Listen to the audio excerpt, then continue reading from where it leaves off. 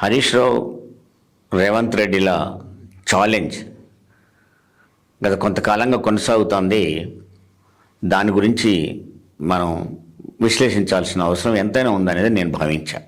ఎందుకంటే హరీష్ రావు గారు సూటిగా ఆ రోజు ఒక సవాల్ ఇసిరాడు. నువ్వు 2 లక్షల రుణమాఫీ అన్నావు, 6 గ్యారంటీలు అన్నావు, 13 హామీలు ఇచ్చావు, 420 వాగ్దానాలు చేసావు. నువ్వు వీటిని కనుక నువ్వు చెప్పాను డిసెంబర్ 9 ఆడే నేను చేస్తాను, డిసెంబర్ 9 పోయింది, నువ్వు అనుకునే టైంకి ఇవన్నీ కనుక చేస్తే నేను రాజీనామా చేస్తాను అని చెప్పాడు ఆయన. 2 లక్షల రుణమాఫీ చేస్తే ఇవన్నీ చేస్తూ నేను రాజీనామా చేస్తాను అన్నాడు. అనడమే కాదు, ఒక అడుగు ముందుకేసి అమరవీరుల స్తూపం దగ్గరకు వచ్చి తన రాజీనామా పత్రాన్ని కూడా విలేకరుల దగ్గర పెట్టాడు. నిజంగా నువ్వు ఆ ఛాలెంజ్ని స్వీకరించినట్టయితే నేను రేవంత్ రెడ్డిని అడుగుతున్నాను. రేవంత్ రెడ్డి చంద్రబాబు చేతికారా, ఎన్ని అబద్ధాలని ఆడతాడు, చంద్రబాబు చేసే పనులన్నీ చేస్తాడు, చంద్రబాబులాగా అబద్ధాలు ఆడతాడు, మళ్ళీ ఎవడన్నా అడిగితే ప్రశ్నకు జవాబు చెప్పడు, అనుకుంటే వెళ్ళిపోతూనే ఉంటాడు.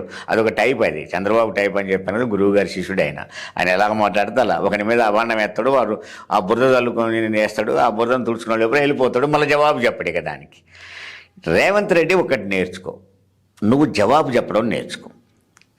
అమరవీరుల స్తూపం దగ్గర అతను వచ్చి రాజీనామా పత్రాన్ని సమర్పించినప్పుడు ఆ ఛాలెంజ్ని నేను స్వీకరిస్తున్నాను, నేను చేయలేకపోతే ముఖ్యమంత్రిగా నేను రాజీనామా చేస్తాను అనే రాజీనామా పత్రాన్ని ఏమన్నా నువ్వు ఇచ్చావా? అక్కడ నువ్వు వచ్చావా అమరవీరుల స్తూపం దగ్గరికి? ఎంతవరకు హరీష్ రావు రాజీనామా చేయంటే అది వన్ సైడ్ ఛాలెంజ్ ఉండదు. నీ ఛాలెంజ్ని నువ్వు స్వీకరించినవా అని ఒకటి. పోని నేను ఆగస్టు 15 లోపల నేను రుణమాఫీ చేసినా అంట, ఎవరైనా నవ్వుతాడు ఈ మాట అంటానికి. నువ్వు రుణమాఫీ చేసావా? నువ్వు రుణమాఫీ 2 లక్షల రూపాయలు రుణమాఫీ చేసావా? కేవలం ప్రజల్ని మోసం చేయడం కోసం, రైతులను మోసం చేయడం కోసం నోటికి ఎంత వస్తే బొడ్డు కాడి వాయిస్ బయటకు వచ్చేలాగా హ్యా హ్యా హ్యా అని కనుక ఒరితే ఆ ఒరిందంతా ప్రజలు నమ్ముతారు అనుకుంటున్నావా? నువ్వు వైరాగడ్డ మీద, అది నా జిల్లా, నాకు కూడా నేటివ్ ప్లేస్, వైరాగడ్డ మీద నిలబడి నువ్వు ఛాలెంజ్ చేస్తావు. ఆ ఛాలెంజ్లో నువ్వు చెప్పింది ఏంటి? హరీష్ రావు నువ్వు రాజీనామా చేయి. నీ వాక్యాలు నేనేంట, నా మాటలలో ఎందుకు, ఆయన మాటలలో ఏందాం అయ్యి.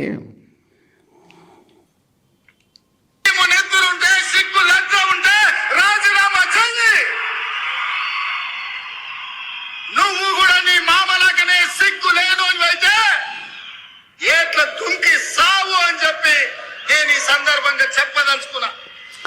ఇక్కడ ఒక విషయాన్ని మనం మాట్లాడుకోవాలి. హరీష్ రావు నేను రుణమాఫీ చేసిన కాబట్టి నువ్వు రాజీనామా చెయ్యి, అది కూడా మీ మామలాగా నీకు కూడా సిగ్గు లేకపోతే ఏట్లో దూకు. రేవంత్ రెడ్డి, కొడంగల్లో ఏర్లు లేవా, చెరువులు లేవా, కుంటలు లేవా నువ్వు దూకటానికి? నీ ఛాలెంజ్ని ఒకసారి గుర్తు చేసుకో. కొడంగల్లో నేను ఓడిపోతే రాజకీయ సన్యాసం తీసుకున్నావా? ఏదైనా ఏట్ల పడి దూకినవా? పాత బయల పడి దూకినవా? పాత ఏట్లో దూకినవా? పాత కుంటలో దూకినవా? కొడంగల్కి నేను రాజీనామా చేస్తానని తెలుగుదేశం పార్టీ నుంచి బయటకు వచ్చినప్పుడు ఉత్తుత్తి రాజీనామా పత్రాన్ని తీసుకుపోయి నీ నాయకుడు చంద్రబాబు నాయుడికి ఇచ్చినావు, స్పీకర్కి ఇచ్చినవా?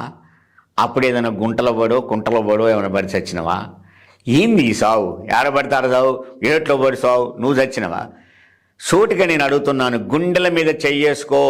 నీ రుణమాఫీ ఒక మోసమా కాదా?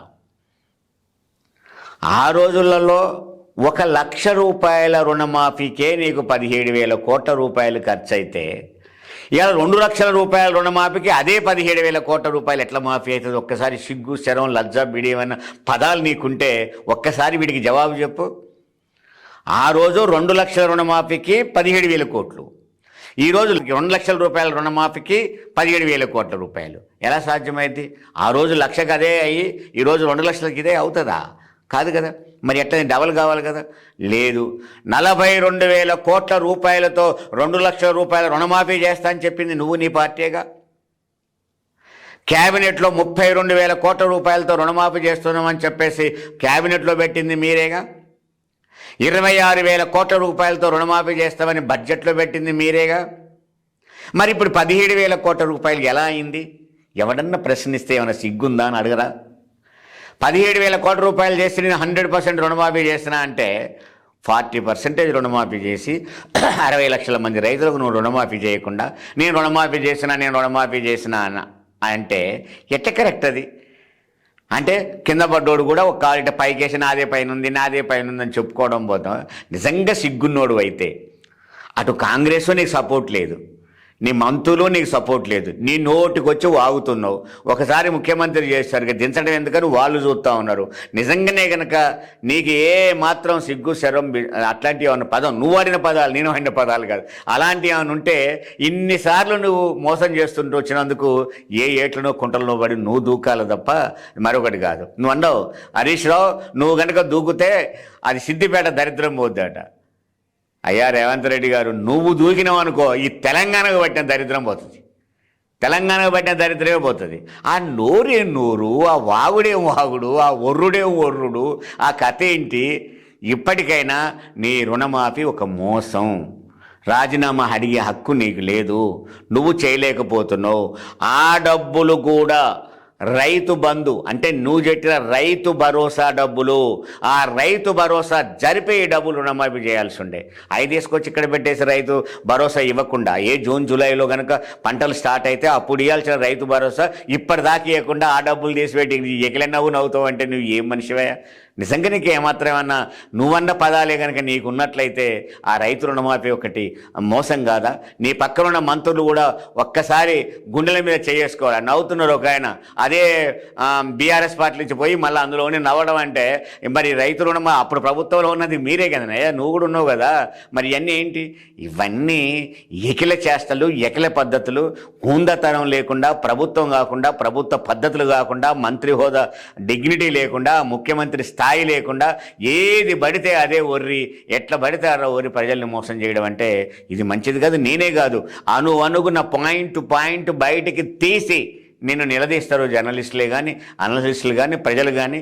ఇప్పటికైనా వాగడం మానే రేవంత్ రెడ్డి అని చెప్పదలుచుకున్నాను నేను.